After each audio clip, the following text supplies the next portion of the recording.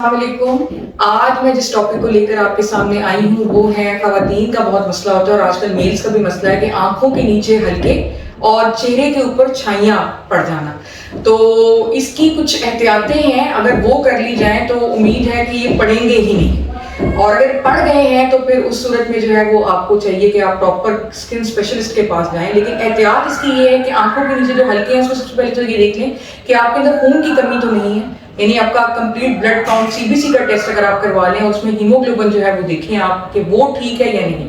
अगर वो कम है तो फिर उसमें आपको आयरन पूरा करना पड़ेगा, गोलियां अद्वियात वगैरह लेनी पड़ेंगी और ये देखना पड़ेगा कि वो किस वजह से कम है। अगर किसी बीमारी की वजह से कम है तो फिर मेडिकल स्पेशलिस्ट के पास जाके उस बीमारी को आपको पहले जो है वो देखना पड़ेगा।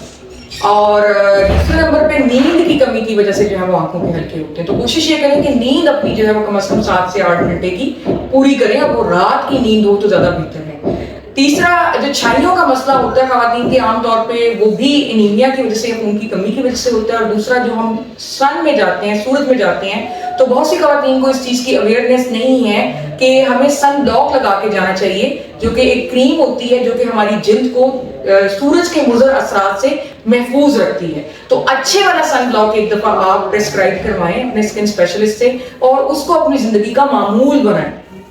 तो फिर उम्मीद है कि अगर खून की कमी पूरी हो और अच्छे वाला सन ब्लॉक आप लगाएं तो ये हल्के और छाइयों का मसला नहीं होगा। लेकिन अगर इन तमाम चीजों के बावजूद आपको हल्के और छाइयां पड़ी हुई हैं और वो ठीक नहीं हो रही हैं तो फिर फौरी तौर पे अपने स्किन स्पेशलिस्ट के पास जाएं और फिर इसका आप इलाज प्रॉपर तरीके से करवाएं, जो कि अब बड़े अच्छे अच्छे इलाज आ गए हैं और ये तकरीबन 100% काबिल इलाज हैं। लेजर्स और काफ़ी चीज़ें जो हैं वो आ चुकी हैं जिससे कि आप इनसे हमेशा हमेशा के लिए छुटकारा पा सकते हैं। तो उम्मीद है कि आज की टिप्स आपके लिए फ़ायदेमंद साबित होंगी।